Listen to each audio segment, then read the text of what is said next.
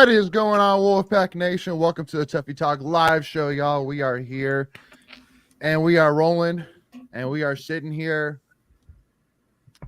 in the fields. Let's put that. We're happy is happy. You know, okay. Yeah, I mean, you know, hey, we're still State fans. We're still living and breathing. You know, there's still a lot of other good going on, but you know, after coming off of you know, being in Durham on Saturday night, you know, it still hurts for sure, and we're definitely going to be diving all into that. And just like we have advertised, it's definitely going to be a little bit more of a real conversation here for sure, and we'll dive deep into that. But first and foremost, got to take care of a big piece of news here. Is obviously you'll see 5 people here, but one of them is not making. It's somebody else.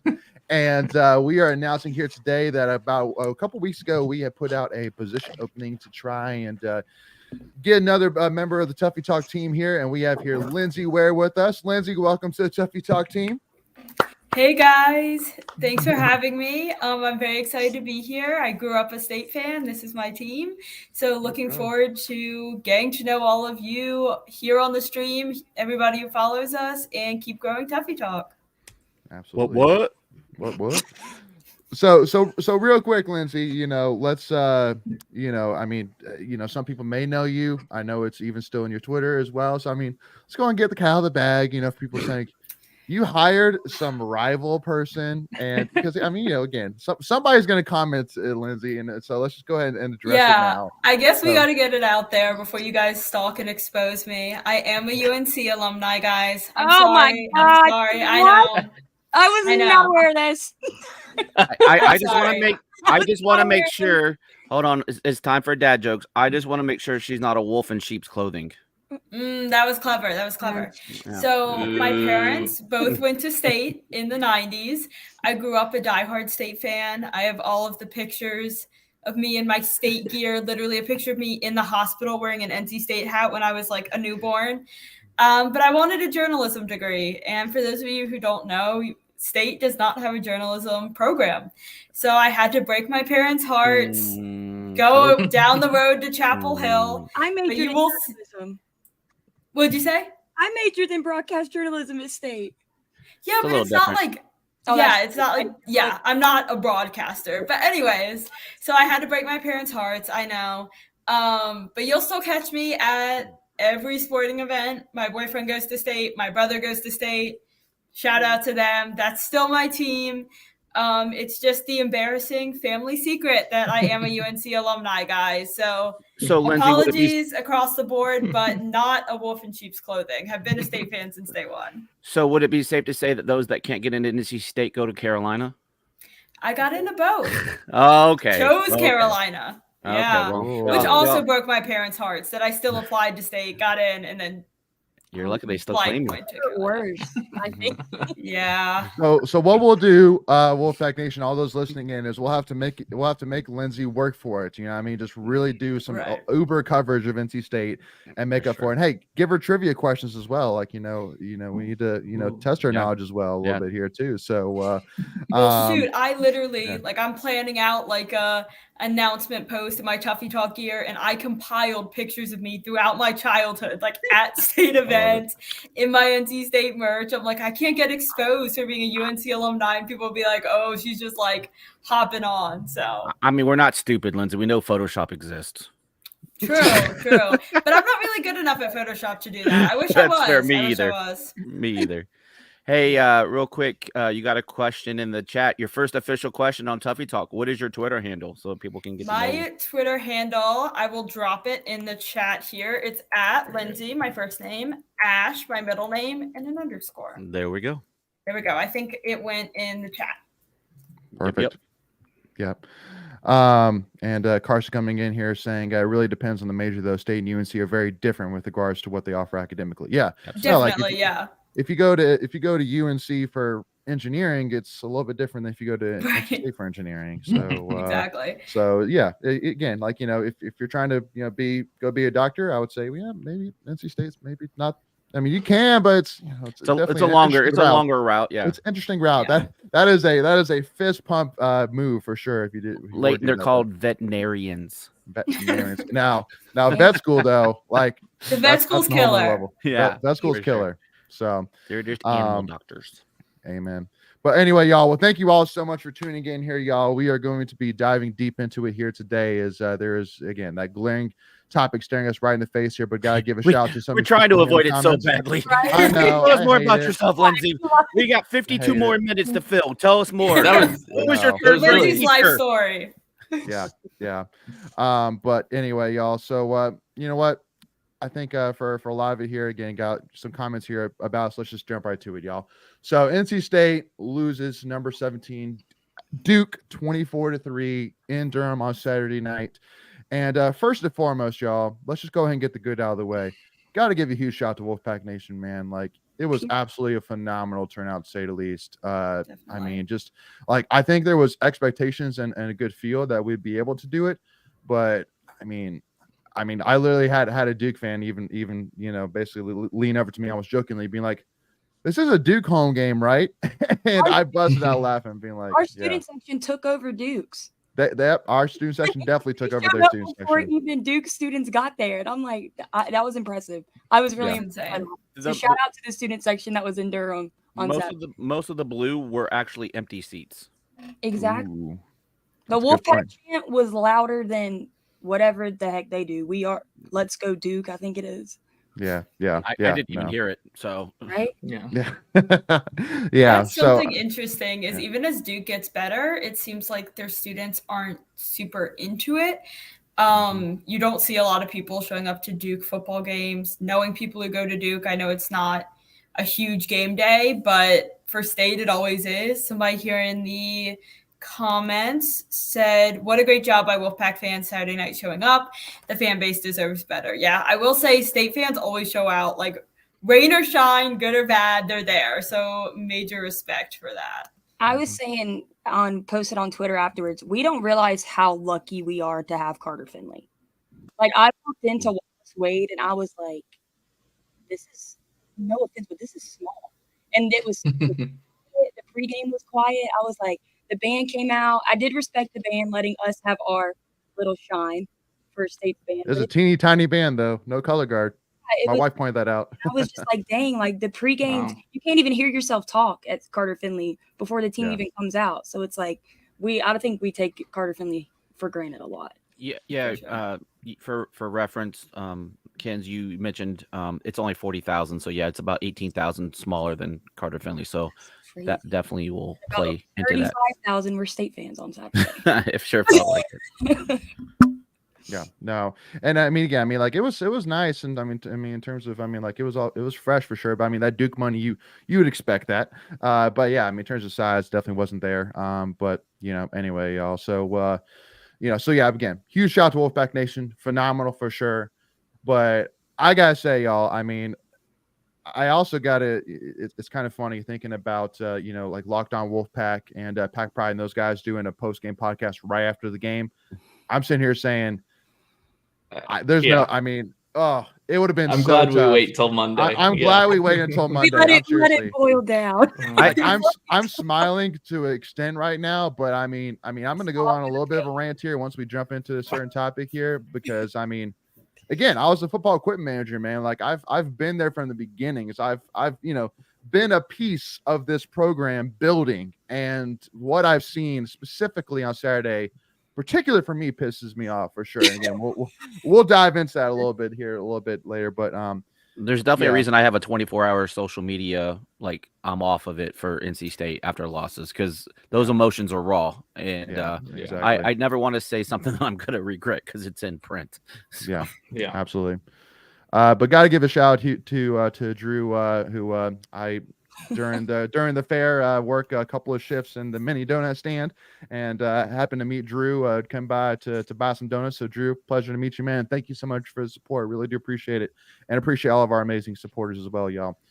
But all righty, so if y'all don't mind, I want to say a couple things here real quick, y'all. So first and foremost, y'all,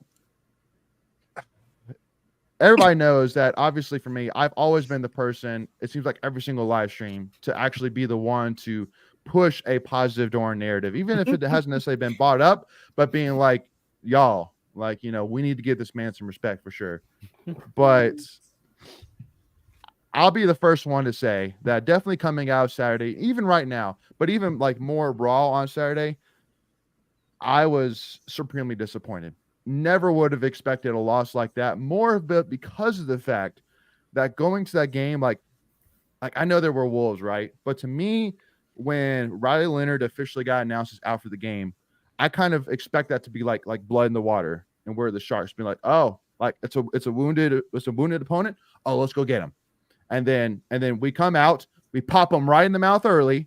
We get an interception, get the ball all the way at the 40-yard line, and you're like, oh, yep, nope. Literally that animal is and then they came bleeding. It is time. Like that at that moment right there, you could finish the game right there. You could just deliver the final blow right there, just gut punch, game over. There's no way with a backup quarterback that Duke is going to be able to find their way out. And then it's going to be all momentum and safe for the rest of the game.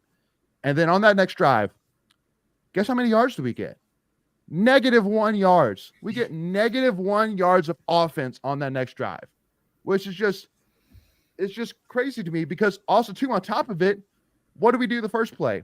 A jet sweep to Keon Lesane. Second play, a run by DeMarcus Jones, and a third play, a pass to Keon Lesane. And I'm sitting here saying, like all week you wait to you basically come up with openers basically, which is on your first offensive drive. Here's the first couple plays that are going to be run. Your script, just to kind of get the guys going, get them into a rhythm, get them ready to go, so that way they know, this is how the game is going to start, and then we're going to just figure it out as we go from here. And those are the first 3 plays you come up with. Like, I don't understand why it is that this coaching staff is so intent on getting the ball to Keon Lesane. Again, hey, listen, I love Keon Lesane, the person. I've met him. I did the Murphy Center tour with him. Have gotten a chance to speak with him. Great young man. A good leader from have heard nothing but good things about him. But at the end of the day, y'all, he's just not been effective. He has not been effective, and I simply just don't get it. Like even that third. I mean, first of all, let's talk about that run. The run. He basically just danced along the line of scrimmage. He never made a move to go upfield, which is again what's so frustrating, because I'm sitting here like grow some what's and cut north and let's go get 2 or 3 yards, go. And he never did it, never pulled the trigger. And then that third down pass, the pass was a little bit high. Why? Because he had a linebacker. MJ Morse had a linebacker underneath. He had to get the ball over, and then it hit both of his hands. It went right through his hands, and he let it go.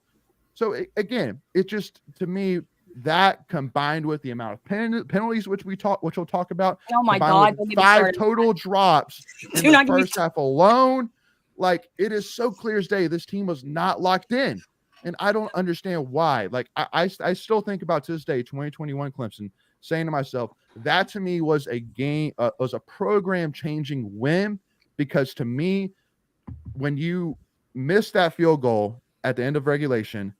Any other time that would have been game over. We're not going to find a way out of it. Like, that was our opportunity. Like, it's over. But yet we still went into overtime and found a way to win. It was tough, but we found a way to win.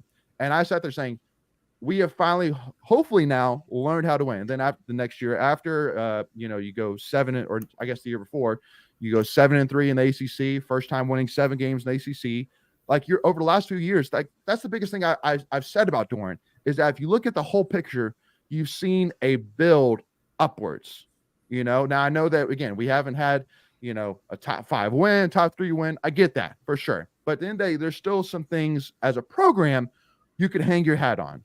And right now I'm saying, with the transfer portal the way it is, there is zero excuse for us to lose with the talent that we have this year still to a backup-led Duke team. There's zero reason we should have lost that game, as we got crushed. 24-3 does not really show how, it seems like it should have been more than that. It looked how it felt. I thought they were up 45. Because there's no doubt that Duke took their foot off the gas. They played to basically just ride out the game, run out the clock, and get the win. And now, again, I mean, I will say, again, with the defense, if you take out those 2 plays, yes, they play solid. Okay, fine. But can't take them out, though. But again, literally the Duke, the quarterback, Henry Bellin, the fourth, completed 4 passes. So isn't that funny that Henry Bellin IV completed 4 passes, and 2 of those passes were for touchdowns. The other one, and then one of them was for an interception. Like it's mind-boggling that, again, it's just my biggest frustration right now is that, again, we should have done more during the offseason. And honestly, one name too, which I want to ask you guys about, that I've been listening to a lot of post-game podcast stuff, and the one name which I am surprised we have not heard at all, at least to me, Joker Phillips. Why is the name Joker Phillips not gotten brought up? I don't get it. Like we talked a lot about. Ready, go. There we go. I think Thank it you, is, the second one. Well, please but again, let me go. Please let me go. But hold on, Mackenzie. There ain't no way you can fire TJ after because also too because pass blocking wise, No, I'm not talking about him. I'm talking about our O line. Our O line is terrible. But again, I mean, we haven't done a good job. You got to give TJ a time. You got to give TJ time to bring in his guys. 1000%. So you could be pissed off an offensive line, but firing TJ is not going to be that. He inherited this. Joker's been here for a few years, and it's just not it. Well, but again, Joker has between Keon Lassane, Porter Rooks, they have not developed. Porter Rooks, his first year in 2020, like that guy was specifically at the Virginia game, like he stood out. That to me is kind of the game where I was like, whoa, watch out for Porter Rooks. This year, like he literally ran 30 routes yesterday. We threw the ball to him one time. He had 0 catches. He literally was out there just as a garden gnome, basically, just taking up space. That's all he was. Like on Saturday, unfortunately, Porter Rooks, this guy who's a redshirt junior, he was a garden gnome or Saturday. 30 routes ran, 1 target, 0 catches. And then Keon Lassane, a redshirt senior, and dropping balls all over the place. He has just been absolutely ineffective. So frustrating. And everybody's saying, well, look at Kevin Concepcion. Joker had nothing to do with Kevin Concepcion the way he is right now. He has nothing to do with it. 0. And Rosner, oh my gosh, there's nothing, in my opinion, that, and again, I'm saying this lovingly, knowing that, again, I know Joker Phillips has a family, but it's part of the business. It's business. And I'm sitting here saying Joker Phillips so far has not gotten it done. Even Kelvin Harmon came on Twitter and said, we used to thrive and used to have our pride of our offense. The wide receivers used to be the pride of our offense. Kelvin Harmon, Steph Lewis, Jacoby Myers, Emeka Messi, Thayer Thomas. We can keep going on, but this is an hour show. So, but again, where you can't hang your head on a true freshman wide receiver. So, okay, all right, y'all. Who wants to talk first? Feel free. I think Ken's is chomping. So let's have her moment. I am so tired of the penalties. The pre-snap penalties, I don't understand it. Stay still. Literally, just stay still. And it's always the same 2 people. I adore them to death. Love them with my whole heart. But Coop and AB, I don't know what's going on. It's always either 74 or 56 that has a false start. All the time. And I don't understand, if it happens every game, why is it continuing to happen? What's going on that's making it continue to happen? And it's also Trent Penix. Why are we not seeing him more? Why? Yeah, Richard, come back. And the hate on MJ. Everybody in here knows I was Team MJ from the jump, and I will continue to be Team MJ going forward. But yes, an interception or 2 that he's thrown are his fault. But y'all aren't looking at the on-point passes that have been completely dropped. Right through the hands, completely missed. And it's we can't just look at the negatives that some of these guys are doing. So we have to look at the full picture. Wide receiver core is not how it should be. Our corners got absolutely smoked against Duke. And I genuinely don't understand what happened on both sides of the ball. Payton Wilson finally got going in the second quarter. I mean, we all knew he was going to step up, but it's just I don't understand how some of the decisions that are made to, Dilbert Mims last week had a phenomenal game. Didn't see him until the second quarter against Duke. So it's I don't understand how some of these guys that are balling out weeks before aren't getting that time to play. Yeah, you can't get them in a rhythm. It doesn't make sense. It's you finally get our offense on momentum. Delbert and MJ were thriving. Casey and MJ were thriving. And then you're just going to throw in Mark Jones, and it's like, okay, Marcus Jones. Yeah, well, yeah, he goes by Mark though. Oh, he got on to me when I called him DeMarcus last time. And it's just, I'm confused about the whole situation, honestly. I have a half serious, half joking question, but is there any way we can turn Payton Wilson into Travis Hunter? Like, can he play tight end, like fullback, something? He could. Oh yeah, I know he could. I know. I mean, thank God for Payton Wilson. I mean, honestly, he is truly developed. I know this isn't where the conversation was going, but it's been on my mind. Like, thank God we have him. I mean, he literally is the face, the voice, the heart, the soul, everything about NC State football right now. If it wasn't for him, I honestly don't know where this team would be. I mean, it would be probably 1,000 times worse than what we're currently seeing.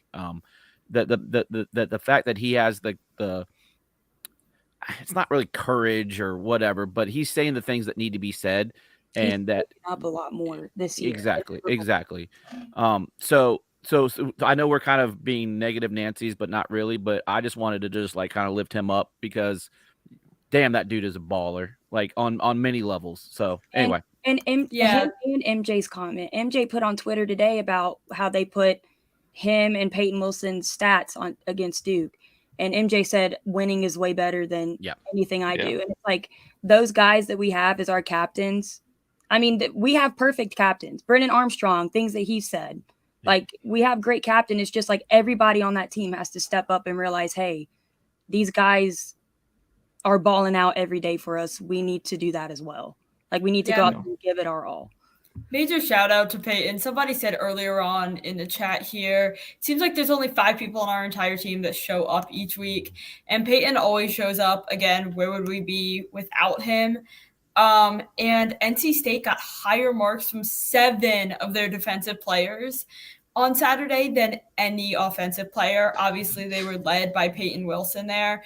And that's just a crazy stat. Yeah, we have to shout out Payton for what he's doing to attempt to hold this whole thing together. It's easy to focus on the negative, but he is really holding the whole thing together at this point.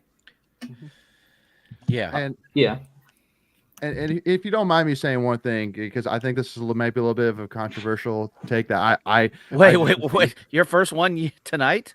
I know, right? But he doesn't even want to say it now, right? We're gonna have to wait. Cliffhanger. Too controversial. Come back next week. YouTube cut them off. The suspense is building up. I know, right? They said his take was too controversial. He's got to wait till next week if he wants to still say already got him.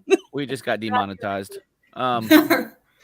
Michael, you really haven't chimed in, so just kind of give us your 2 cents there. Yeah, I mean, I guess starting with offense, I didn't think MJ played that bad. He did struggle when under pressure, but that's going to come with being a young quarterback. I mean, that's just things you learn how to deal with the pressure and where your dump offs are and stuff like that. So, but I mean, the receivers, it wasn't just drops; it was drops. It felt like every drop was on a 3rd down that would have been a 1st down. It just killed any momentum that we had, which wasn't much, but it's like every time we get a worse taste of it, they would just kick, and it's like, okay. Yeah. Welcome back, Leighton. I dare ask you your controversial take because I don't know if we can take that was the most perfect timing of all time. Anyway, but I honestly think that I say this lightly, but I think that a lot of people that really brought the house down on Brennan Armstrong, to a point, he deserves an apology to his sort. Because of the fact that it's so obvious after Saturday, the issues with the offense have always been far beyond Brennan Armstrong, far beyond it. Again, I mean, even with the MJ-led offense, only scored 3 points. And so that's just kind of one of the first things that came to my mind, being like, again, just like all the ravaging boos towards Brennan Armstrong when, again, it's glaringly obvious. And because I'm not saying that Brennan Armstrong should still be the starter or that we shouldn't have switched from him. But what I am saying is, I mean, the glaring just obnoxious, just overhauling being of people against Brennan Armstrong, instead of really focused much more big picture, maybe they just didn't realize that, again, the problems with the offense were far beyond Brennan Armstrong. And I mean, I don't think any State fan realized that, like what Kelvin Harmon said, no State fan would ever sit preseason and be like, oh, the problem in our offense is going to be our wide receivers. Like, that's not usually like this. No, that's usually a thought that comes to your head because of all the amazing ones we've had in the past. Right. So. Yeah, but we kind of saw that, some of the questions on offense was going to be the wide receiver group and the offensive line, and those have definitely been problematic. And by the way, Leighton, that was not a controversial take, so I don't know why you got froze. But because I have jokingly said when MJ was named the starter, I said, can he catch? Can he block? Because again, those are the same things that keep rearing its head. Like Brennan did make some mistakes, but he wasn't the reason why we were losing those ball games. I mean, other than, you can maybe kind of put the Notre Dame one on him some, but the Louisville, Louisville, was it Louisville his last game? I don't even remember now. I try to forget about these losses. Losing the pit, yeah. But yeah, I just think it's an overall ineffectiveness of this offense, and it's just much deeper than the quarterback play. I mean, bottom line, it's just not that. There's so many glaring things that are out there. We could spend a whole episode just talking about what's not working and clicking on the offense. We do need to shout out our kicker, though. Yeah. That kick, I genuinely right then was like game sealed. Like, I genuinely thought that was going to give all the momentum we needed. The fact that that's far. Isn't that the farthest we've gotten? Program history record. So it's like, that was his personal long as well, because he had only kicked a 54-yarder up until that point. So, and it was that feel like that would have been good from 59-60. He killed that ball. So big shout out to him. Well, like Leighton said, you thought, or at that moment you had all the momentum, and then they come out and they punt right after that, and you're like, okay, and then we punt, and then it was game over because it was 2 plays, 90 yards, touchdown, and no.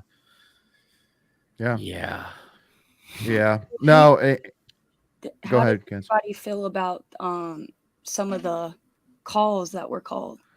Pass interference calls. I'm not even gonna waste. The refs were terrible.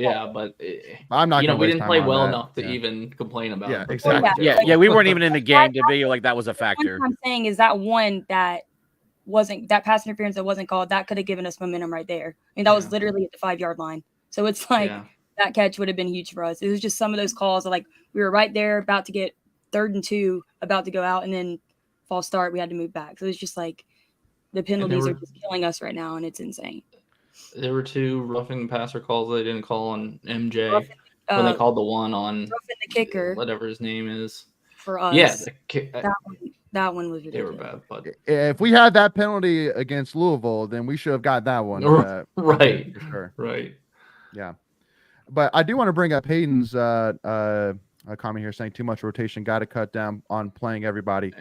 Like we did that, but I'm honestly saying at this point, besides Kevin Concepcion and besides MJ Morris, spots open. Like, even the fact that Anai in the post-practice press conference before last week basically came out with a comment saying, if anybody else besides Kevin Concepcion wants to step up, I'm here for it. I mean, like, that's not exactly what he said, but that's basically what he said. Like, please, by all means, I'm waiting. What he said. Yeah, that's pretty much what he said. Like, come on down. Like, it's just, and it goes to somebody also said down here too, talking about that. Yeah, there's no doubt that unfortunately with Doran, we're facing kind of some faults in terms of from a recruiting standpoint. Just unfortunately the recruiting talents just haven't quite phased out to what they were expecting it to be. Yeah, so we were in a good spot the last couple of years, and all of a sudden the talent level just fell off this year, right? With graduation, attrition, we had a couple of transfers. Yeah. Like, if you have Devin Carter on this team still, he could have masked a few things, but we're not going to play the woulda shoulda. You can't talk about people that are not here, but you just haven't done a good job plugging holes. And I think, the portal has, like, we just haven't done a good job, at least on the offensive side of the ball. I think we've done a nice job on the defensive side, plugging some holes. We've had some nice transfer portal guys. Offensively, I don't even know one.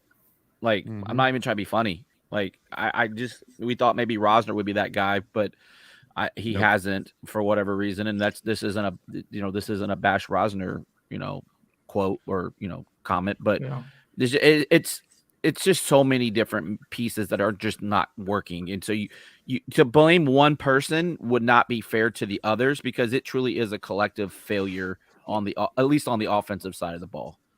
Agreed. Absolutely. I just think that some people, like a lot of people are talking about, like a lot in the Discord today was talking about terrified that recruits are going to leave.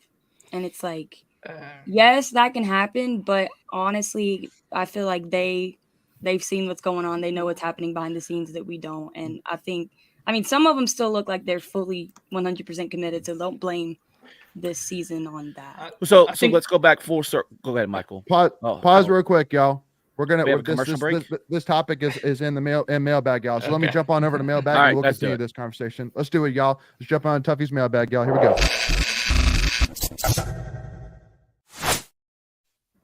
All righty. Yes. So question that came in from Discord: how do we keep our recruits committed with the way this season is playing out? Michael, can I go ahead, Michael? Well, I think recruits see opportunity more than anything. That Louisville game where our offense was not quite as bad as Saturday, but almost as bad. We literally got a commitment from a guy who was there in person watching the game. Yep. To commit that weekend. So, I think it's a little overblown that you're going to lose the recruits because of that. If they are committed already, they know the system. They've been they've seen it. They've been told how they're going to be used in it, and like I said, I think they see opportunity more than anything, really. I definitely agree with the opportunity side. I think you tell these guys that there is the opportunity for playing time for young promising players. I mean, look at Kevin Concepcion, who's played a significant amount of time for a true freshman. So I think recruits are seeing this as the rebuilding year. Again, I know we hate saying that. We say, what are we rebuilding towards? What are we rebuilding from? But I think as a young recruit, that's something promising for them to think that they could have the opportunity to play a lot and really make an impact on a team that is kind of struggling. So I'm going to give an unpopular opinion to this answer, and I'm going to get flame sprayed. You got to keep your coaches. 100%. That's true too. I mean, everybody was like, "Yeah, that's too." That's 100%. I know a few commits that didn't come because Tim Beck got their left. So it's like that. It's true. And I mean, that's the unpopular opinion. And then people don't want to keep Dave, and people want to get rid of Joker or get rid of Anai or get rid of, no one's saying get rid of Gibson. That's the one constant that no one is saying. But it's a sad fact of a lot of these kids recruit because of the coaches and the relationships. And if anyone gets let go or leaves or whatever, that's a sure way fire to lose some of these guys, especially we have some stud wide receivers coming, and and that's a relationship with Joker. Whether people want to admit it or not. Jonathan Paylor since his freshman year of high school. So I'm so excited for him to 3.5 years. So that's not nothing. Yeah. So again, that's the answer, but nobody wants to hear it. And so that comes back full circle. What do you do with the coaching staff? Is that a mailbag question? I feel like I saw that in a mailbag question, but maybe I didn't on the Discord. Well, and the one thing too, I mean, it's definitely a tough situation in the fact that, again, it's obvious that unfortunately you look at these, these upperclassmen wide receivers, they just haven't developed. They haven't developed to like the point that Jacoby Myers did. I mean, Jacoby Myers came in as a quarterback and left as one of the better wide receivers NC State's ever had. Thayer Thomas came in as a walk-on. Right, and he got developed into another one of the all-time greats. So exactly. That'd be kind of that's kind of the both sides of it. Now again, I know a lot of people talking here in the chat about Terrell Anderson, talking about going to Georgia, which I mean, see, Georgia's one of those programs that we'll see. we'll see. That's not a given of our season. No, either. That's Georgia. That's Georgia coming in and offering you a scholarship. Yeah, that's not a byproduct of results. Honestly. So. Yeah, no, that's it's Georgia. Like, I'm sorry, I love State with all my heart, but we can't compete with Georgia money. So he can go. I don't even think it's their money. I think it's they're back-to-back national champs. That's all you got to say. Yeah, that too. Well, and I mean, but when you win national championships, people are more willing to put money into programs. I mean, that's everyone loves supporting a winner. I mean, that's just the way it is. Got Barton here saying we get Noah Rogers from Ohio State. Watch.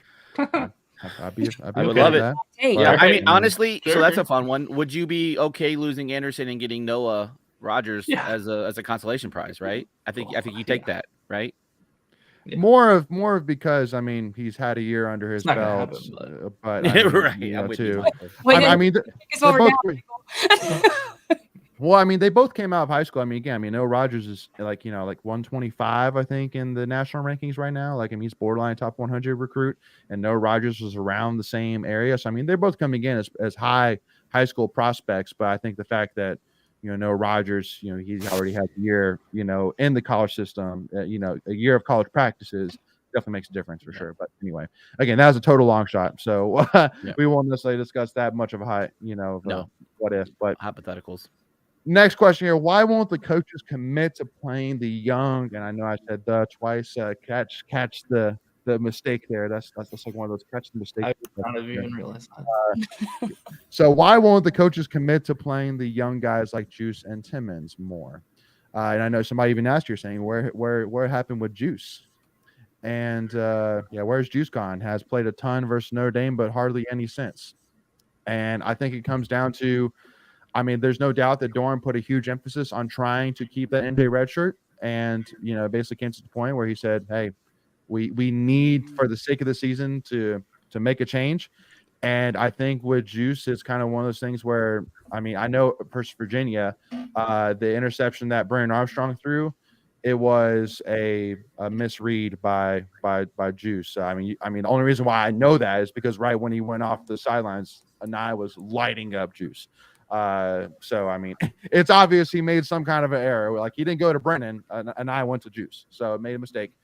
So again, a very raw but very talented guy for sure. But maybe just hasn't quite gotten enough grasp of the offense that you guys see what you got with Trent Penix, who I mean had a huge game versus Marshall.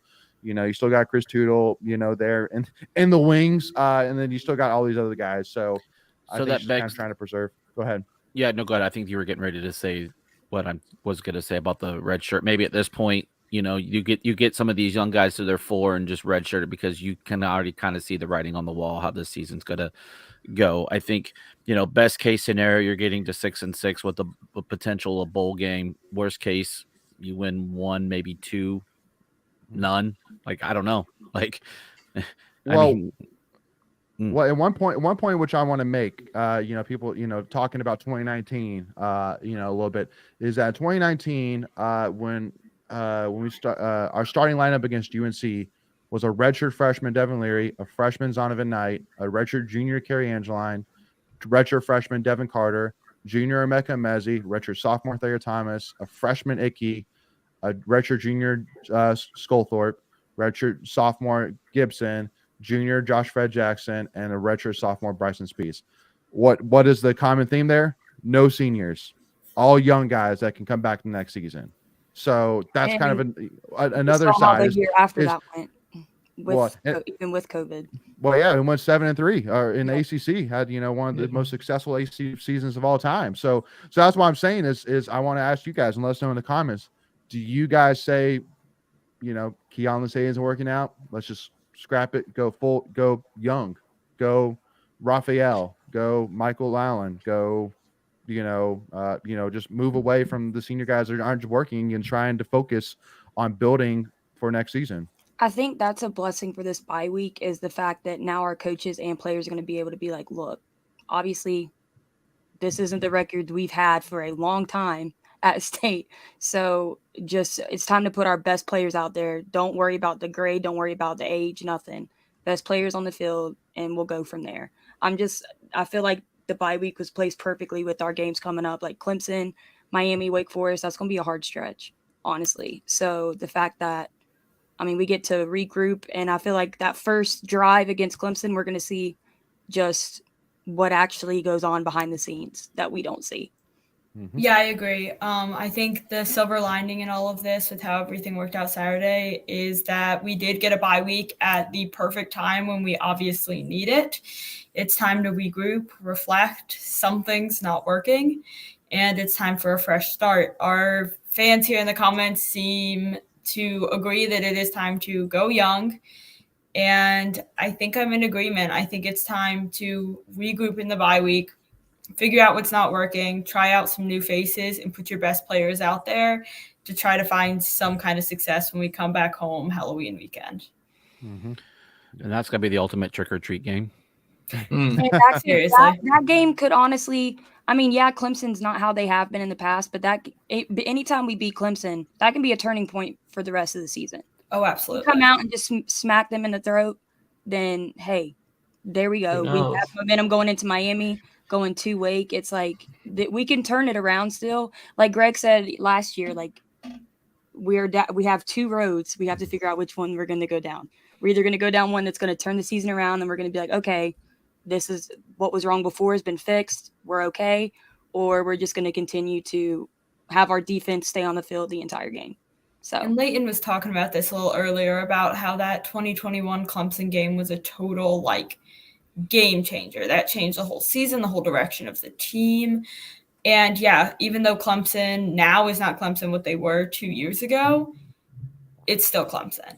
So I think this could be a huge make or break point in the season. I think if it goes great, again, Clemson still has a really talented defense. They're still Clemson, right? Yeah. So if we win this, I think it could turn the whole season around. We lose, I think that's it.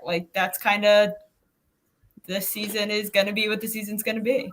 I'm going to go back to this comment real quick. Bro, I would love to be Clemson right now. As bad as they are, and it's not even bad. Yeah, they're bad. Exactly. I would love to be there. Yeah, they're bad by Clemson right. standards, but yeah. No, we just got off playing a very physical, very good Duke defense. Now what do we get to face? Oh yeah, we get to face Clemson. Perfect. All right. So I mean, yeah, it's the dirt's going to meet the road. And foosball. And I mean, unfortunately for Doran, unfortunately for his team, I mean, first of all, I love Payton and the fact that, all of them said we need to get tougher. And I want to make clear to everybody, if anybody thinks that by tougher he means like pound on your chest, tough. No, it's mental hard. Mental tough. Because spiritual tough, man. You could see them in the third quarter of this Duke game just be like, okay. Yeah, it was all the energy went out. Yeah. Yeah, it's then that happened against Notre Dame as well. We were right there back in it, and then you just see the entire team just be like, you know what, it is what it is. And exactly. That can't happen. They were just there so they didn't get fined. Exactly. But hopefully they'll realize that, hey, we've seen it before. Football is 4 quarters. We can come back, just stay in the game. Mm-hmm. So, it's kind of like, when you hear, that old additive, you're playing for pride, and I think we might be entering that territory of the season. You're going to find out who really wants to be part of this program. And this is a way where, where Payton is saying we got to get mentally tougher. It might be time to weed those guys out. Look, if it's a young guy, fine. If it's a veteran, even better. Just go figure the F out. Just go figure it out. Again, y'all, at the end of the day, it's kind of a tough, it's kind of a tough, in between where you don't want to be Dabo Swinney and Clemson, where you're basically saying, no matter what, I am not going to transfer portal. I'm riding or die with these guys I get, in high school. And then the other side, which is like Deion Sanders, where you're basically just saying, all right, I'm wiping the entire blow roster, it up, bringing in transfers, all of them. You got to find that middle of the road, just to kind of keep that locker room chemistry, but also to make sure you have the best guys you can and putting the best product you can on the field. And And and I'm saying right now, I'm saying to every single player, like there is no roster spot guarantee for next season. You got to play, you got to earn your spot. Who just highlighted that? Honestly, Greg. Look, I don't need that. Okay? We're just trying to bring some levity to the situation, whether it's at your expense or not. All my teams lost this week. It's been a rough weekend. Phillies. Oh my God, I'm back on that. Never mind. Yeah. So let's go talk baseball, Leighton. I'm tired of talking. Like, let's go get something positive. Yeah. Like, I know. We kicked this dog bad enough, man. I agree.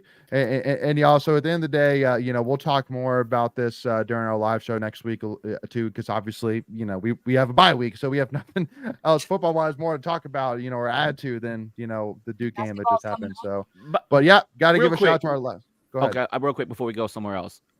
Shout out to everyone in this chat that is listening to us right now. Like, you guys are ride or die. Either I don't know if you guys are here because you're so effed and pissed that we are, or you got nothing better to do on a Monday, but we appreciate you because we all are together in on this, right? And so, like, absolutely.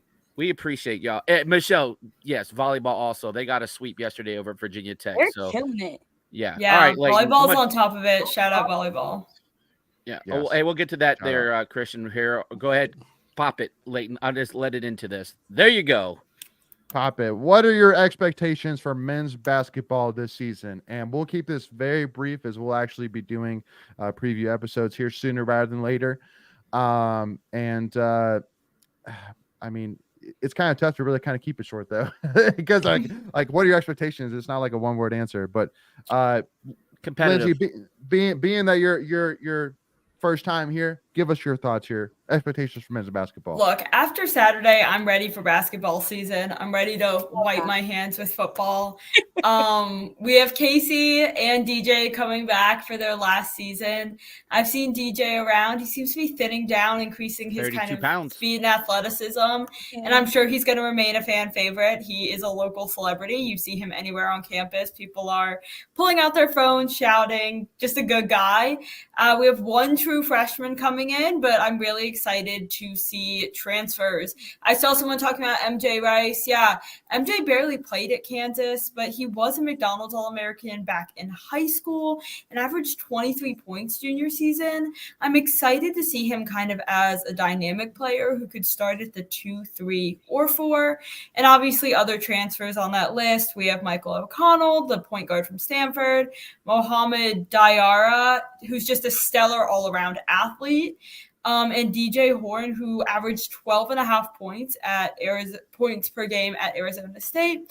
So I think we've got a lot of potential there on the transfer portal. Yes, someone said 0 votes in the AP poll that came out today. Unfortunate. But yeah, I think there's potential here. I think we are looking at a basketball program that is moving up, and I'm excited to move on from that and kind of focus on that as we struggle through the rest of football season. Well, all right, look, this is fun. I can't. Like, this is good. That's a great comment. Y'all don't hate on DJ, man. He looks good. He looks great. But that is hysterical. Yeah. Hold on. For those listening, Brownlow said DJ gained 9 pounds one day at a state fair last year. That's why team is in Wilmington now. Hey, stay away from state fair. It could be another BJ Anya situation. I was just thinking it's not BJ's and better he is. I don't want him to lose weight. I want him I feel that. The way he is. I want him to stay. No, don't change yourself, DJ. We're body positive over here. Yeah, right. Look. If it ain't broke, don't fix it, DJ. Yo, this guy is not body shaming nobody. Look at this body. It's body by you and keep putting Armando on his butt. That's all we ask. There you go. Simple. There you go. Love it. Somebody said that Duke hype is looking a lot like last year's UNC hype. Yeah, I don't know. Duke and UNC are riding their football high. I don't know what to expect for basketball season with them, but I'm expecting, or at least hoping, to put up a fight. Again, I think we have a lot of transfer talent coming in, so I think State has the ability to kind of be up there with the big dogs. I'm excited.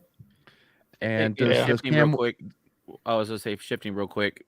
We have a Michael Tracy fan in the house. Michael, I'll back you up. Remember, I got called it too. I got you guys. Says Walker scoring. I'm not really how do you feel about that all at all touchdowns? because we weren't playing them, so I don't really care what he does when he's not playing us. But in fairness, Michael, you were rooting for Tez, the person and the whole NC. Yeah. Like you weren't against him playing. So let's No, that was never about that. So I'll let you explain yourself.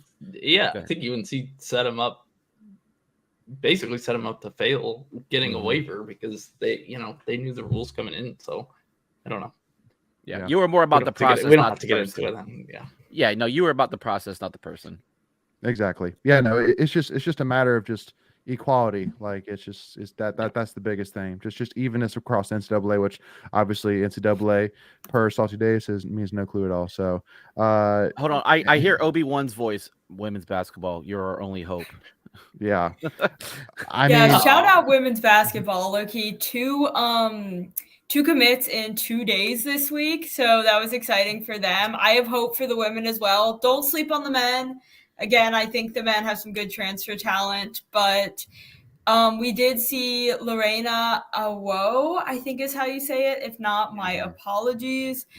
Just committed as a 6'4" forward. 6'5". Don't cheat her. 6'5". Oh, hey, 6'5". Women's basketball said 6'4". Mm-hmm. Oh, okay. So maybe they pulled out a measuring tape and said, "Yeah, that's fair. That's fair." And then we have Quigley, the 5'11" wing. So yeah, we definitely have some talent coming in there, and they're clearly working on that recruiting after going 20-12 last season and exiting the NCAA tournament early with that first round loss to Princeton. So I do have hope for women's basketball as well, but I would say not to write the men off yet. No. I also saw a friend of the program's. I keep calling it a tweet because I'm old, but whatever you want to call it, post. I guess they're posts now. I'm gonna call it. No, yeah, I'm still gonna call it Twitter. Screw X. Yeah. We're not pro Elon on this channel. Right? Yeah. I did see a post by a friend of the program, Lacey Steele. She was like dropping some buckets in her highlight reel. She's gonna be so good. She was just draining threes. She was making it rain from deep. Yeah. I'm excited for basketball season. Me too. So you see how we did this? We've shifted from the negative. Hype up. I feel like we're UNC now, and I dare say it. We are now turning from football to basketball. We're a basketball school. We're a basketball school first. Natty champs, babe. I'm just kidding. Someone else asked it for mailbox back in Discord who the ACC sleeper team for basketball is this year. Thoughts? They said FSU. But I think that's kind of a random thought. I mean, does anyone else have other? I haven't really delved into it yet. Yeah, I know. I know. Transfer portal, it's like it could be anybody. I'm my sports is seasonal to seasonal. I don't really start getting like wrapped up until we start covering it. So Greg's more of a focus on the next tailgate for football type. That's fair. I get that. But what we will do though, is whoever did put that comment in Discord, what we will do is we will make sure. Hey Rick, it's us. We are the sleeper team. There we go. Are the Blue Collar Wolves. I like that. I like that. I mean, what is? Is he? All right. Well, good for him. Oh, never mind. Well, thanks for joining us, Rick. Yeah. Wait, what? Oh yeah, he's the same one. Yeah. Okay, here we go. Here's a positive state one. FSU or NC State. Yeah, I mean, let's revisit in basketball. We'll revisit preview video. Yeah, we'll make sure we revisit on the preview video. So again, we'll be doing a men's and a women's basketball preview episodes here soon. And so make sure to, if you don't want to miss out on that, make sure again hit that free subscribe button, y'all, and hit the notification bell so you don't miss out. There it is. We're almost 80.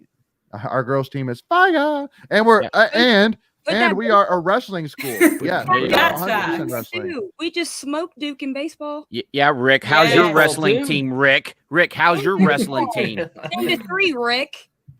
Yeah. Relax. All right, y'all. Let's jump on over to tweets of the week. Here we go.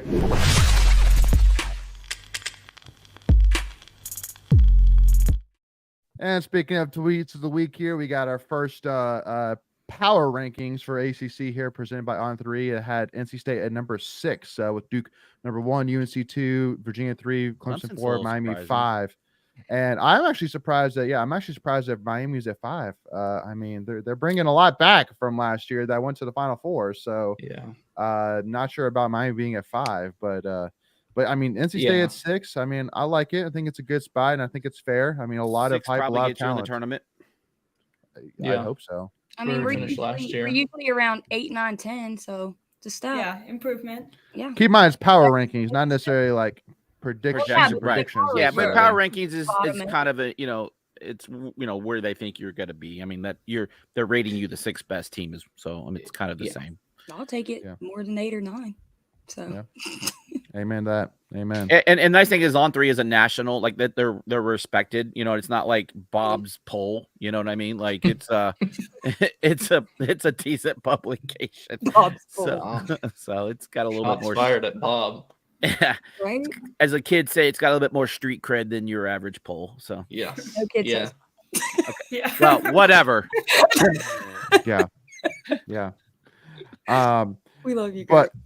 But speaking of though, so I did want to kind of transition. I didn't add in a tweet of the week for this, but I did want to kind of start a discussion real quick on the scrimmages between NC State and Duke on Friday night. And I know Greg, you were there, and again, both dominant wins. I still love. I think it was Steven, the college basketball icon dude, the former UVA pitcher. Oh, Steven, Sashik or something. I can't say his last name. Something like that. But where he got the video of a Duke catcher who I guess subbed in on the NC State side and actually threw out a guy at first. That was hilarious. It was because he caught for Win Scott, and then I don't remember who the first one was, but I saw him go down to the bullpen to catch some bullpen. I thought, oh, he's just be a bullpen catcher because we had our other guy in the lineup, whatever.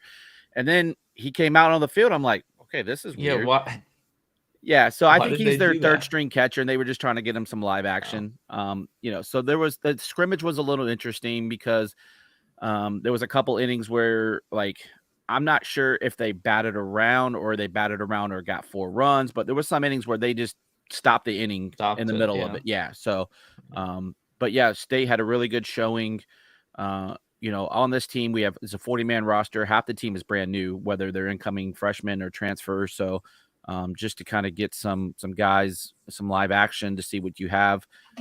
None of our normal starters from last year threw anything on Friday.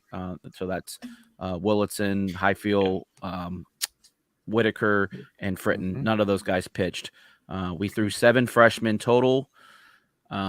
So really some really new incoming guys from the portal looked really good. Garrett Pennington was hitting some. He almost hit for the cycle in the first game. He was a triple short, and that was impressive. AMAC from the ECU transfer. I cannot say his last name yet, so everyone's calling him AMAC. He played nicely. Butterworth at short, another transfer, was smooth defensively. The incoming freshman that really shined was Luke Nixon. He was playing second base, and he had a stolen base. Good speed. He was really aggressive on the base pass. He turned a single into a double. That was nice to see. Had some our defense was really, really sharp. Made some nice dabbing catches in the outfield. No errors. So that's nice. Wait, you're saying an NC State baseball team had 0 errors? I do not remember an error. In both games? I do not remember an error. There might have been one. But they were good. They were solid. Everyone was really good. Some pitchers look good. I was excited. Cozy was cozy. He had a couple nice hits. So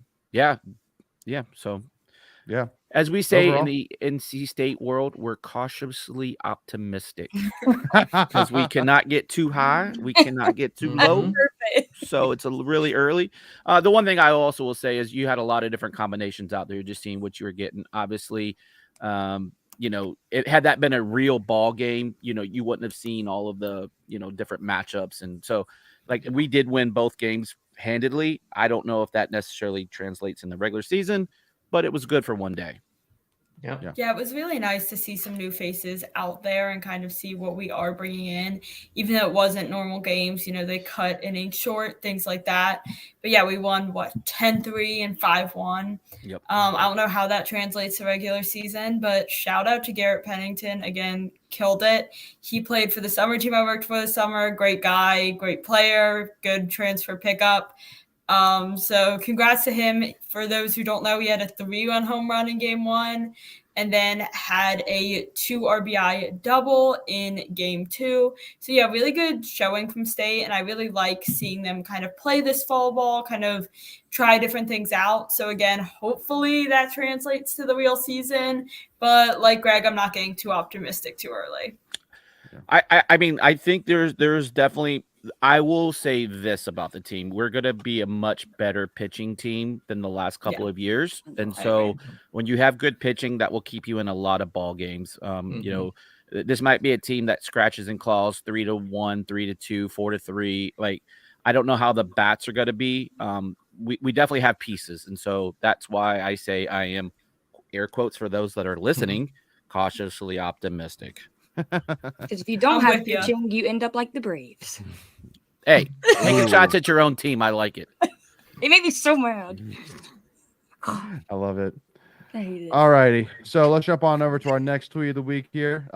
So got to give a huge shout out to, we've already talked about this guy before already, but Payton Wilson getting announced to Reese's Senior Bowl midseason All-American list. So we've already talked enough about Payton Wilson, how much of a leader and all-around player, amazing player he is for NC State and for this team specifically. And then got to give a shout as well to Savion Jackson, who also got announced as a comeback player of the year, October watch list as well, and rightfully so. Again, a guy that just his whole career has been plagued by injuries.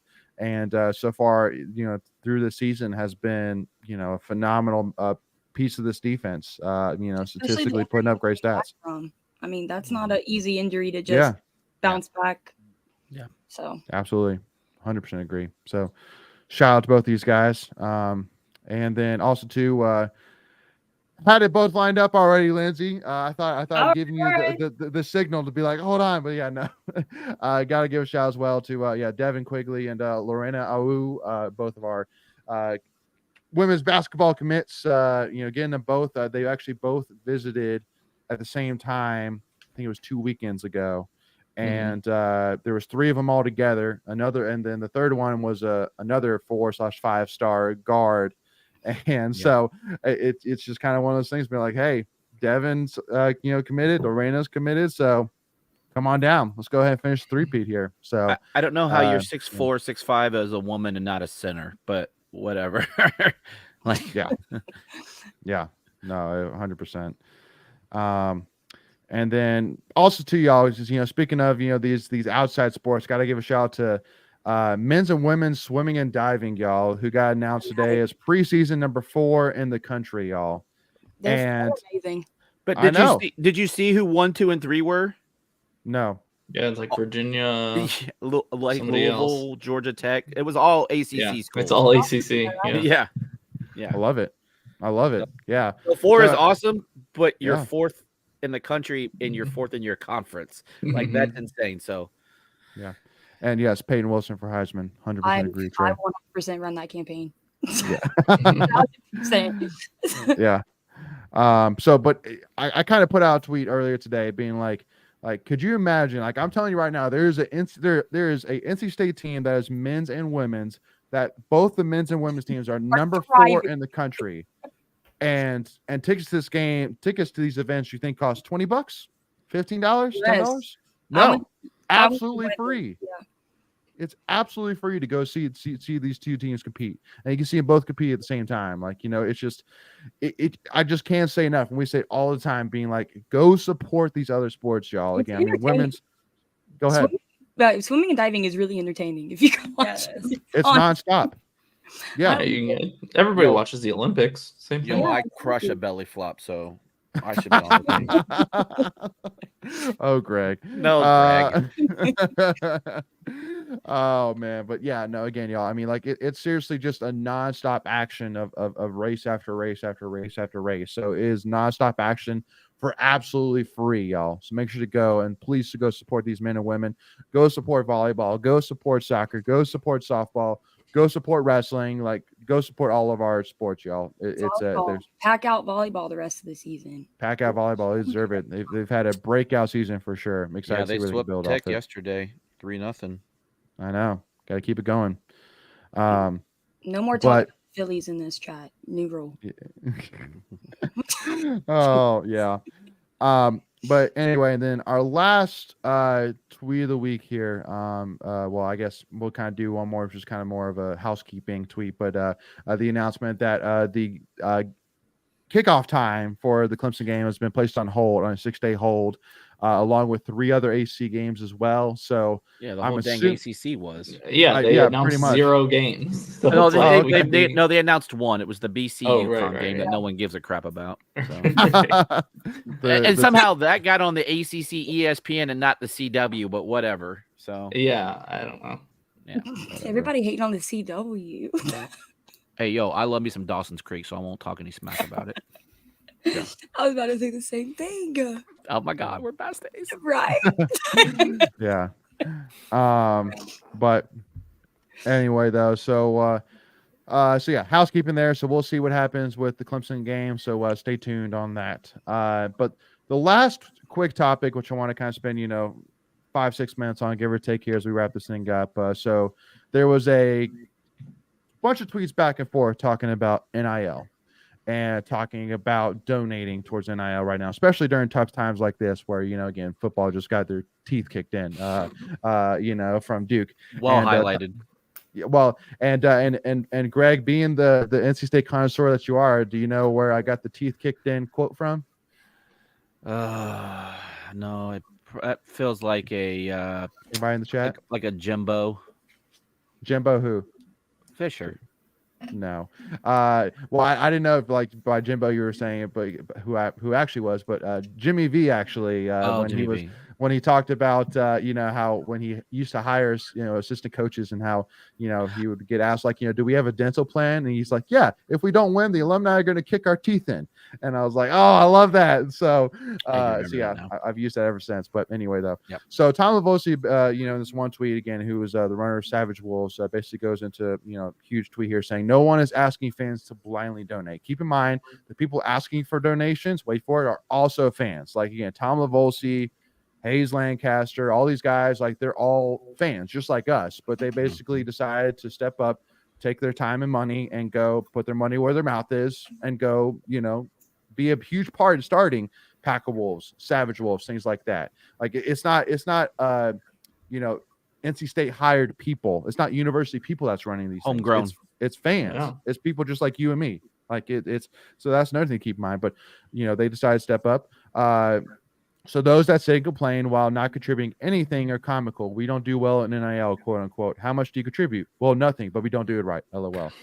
And it kind of goes to a comment that my mom always told me growing up, which is don't be a part of the problem without offering a solution. Bingo. It's like words by Kathy. Yeah. And the other thing, especially with Savage Wolves, and is that like Tom said, he didn't mention it, but no one's asking fans to blindly donate, because with Savage Wolves, they offer all these different perks. We've got a tour of the Murphy Center. You've got sideline passes. You get autographed memorabilia. You basically make your money right back. There's experiences involved with it. Right. 100%. You're not just sending Venmoing Tom money and that's it. Like, yeah, you're right.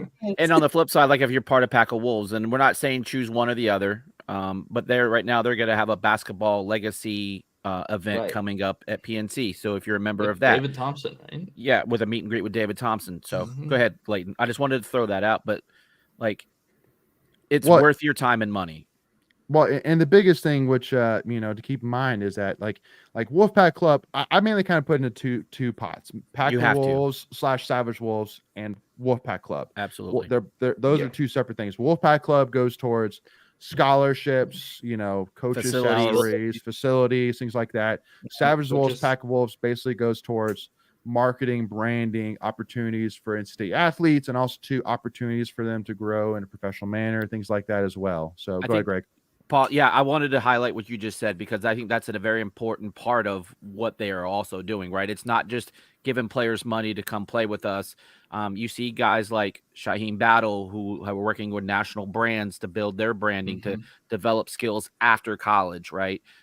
You had Aline started his own Apple Music account and stuff. Sold a lot of music. So, and I'm trying to think of the women's basketball player. Was it Kayla? Who was it that Kayla Jones? No, I'm not. I may not have the right person. I'm trying to remember. KJ.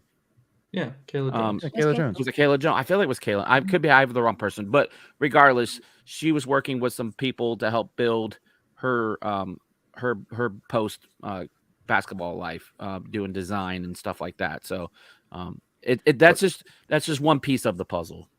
It's probably Kai Crutchfield. That's what it is. Thank you. That's who it was, Kai. And I should know better because I love Kai.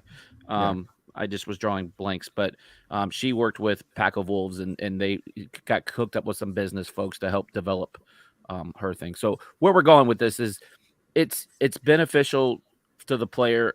Like it helps them, while they're in college, but it also helps them post college to figure out their career paths. And then it helps us as fans. And then they, most importantly, like you say, okay, that's great. But it helps you as a fan because then they like what I was saying is, so since Savage Wolves NIL goes towards the athletes, Wolfpack Club goes towards facilities and coaching staff, things like that, is that if you want to help keep NC student athletes around, donate towards Pack Wolves, Savage Wolves. If you want to pay towards keeping Dorn or getting rid of Dorn, whatever your heart entails you, then you got to donate towards Wolfpack Club because that's going to be the money that's going to go towards Dorn's buyout or keeping Dorn around. Like I'm not promoting one way or the other, but I'm just saying whichever way your heart desires, maybe on that side of the fence, maybe Wolfpack Club would be more your area. Go ahead. Yeah. I'm not 100% sure, but I don't think Wolfpack Club pays coaches' salaries. I think that comes from the athletic department. Yeah, that's correct. Okay. Well, then somebody earlier. So what the Wolfpack Club does do, what the Wolfpack Club kind of does, is the last part of what you said for coaches buyouts and stuff like that. That is a thing, but technically, yes, the buyouts have to come from the boosters. Yeah. Technically, the coach is actually a state employee because he is paid by the athletic department. So learn something new day. Yeah, but can I answer David's question here in the chat real quick because this is important. So you can do different things with these different Pack of Wolves, Savage Wolves. Like Michael was saying about team experiences, they'll do raffles, they'll do drawings, so you can donate a one-time, buy raffle tickets. But each of these programs do have different tiered levels that get you different levels of access. We'll make sure either in the chat. Yep, Michael's got his ball that cost him $500, so congrats. But but he was trying to get a bigger prize, and so that was from just joining Savage Wolves. That was your join gift. Yeah. So long story short, you can join different tiers and you get different levels of gifts and access. We'll make sure we either put it in the chat or the Discord if you're part of that, or we'll tweet it out. They're links. Go out and check them out. And like Leighton said, figure out what works for you and your budget because we all have different levels of spending capability. So, but it's definitely worth looking into. Also, real cheap plug. Tom Lavosi is looking for someone that can develop a website. So if you know somebody, reach out to him because they're trying to go next level and keep building that brand. I think I heard it from Wolfpack Club. I think the minimum payment is like $120 a year. It's not even that. It's $75. $75 a year. So I mean, that's what it equals $12 a month. That they did it like that. It's 12 times. 10 times. 12 is 60. Maybe it is 120. I thought it was cheaper than that. Yeah, maybe it is. 120 a year is still really cheap. That's only $10 a month. Or two lattes. Yeah, 2 lattes. Yeah, $10 a month, so $120 a year. But we've had Ben Broussard, the head of Wolfpack Club, on board saying, "Hey, listen, if you take $25, $25 or $5 a month, like I don't care. Like at the end of the day, it's just you're putting your money. You're basically handing money, and in my eyes, kind of adding your ownership, quote unquote, into it because now you have money invested into it. Like just like you're putting, you're buying stock in the program, you're buying stock in the athletic department. That's kind of how I look at it. So, and the other side, which I'll say as well with Savage Wolves, Pack Wolf side, yeah, they do have set bars, but then I guarantee if you reach out to Chris with Pack of Wolves, or if you reach out to Tom with Savage Wolves, same thing with Ben. If you can only donate $20 this one time, they'll gladly take it and say thank you, and probably maybe even send you something still for it. So absolutely, please do not reach out. And again, if you have questions, please feel free to reach out to us directly by Instagram, Twitter, whatever that may be. We'll be more than happy to point you in the right direction. So anyway, y'all, well, I think that kind of wraps us up here. Again, I mean, it's been, a little bit over hour, 15 minutes on this, so hopefully kind of give you a little bit of, food for thought, for, football, but everything even outside of football as well, y'all. And hey, this just in, we're not going to lose this weekend. Hey, let's go. We're not going to lose.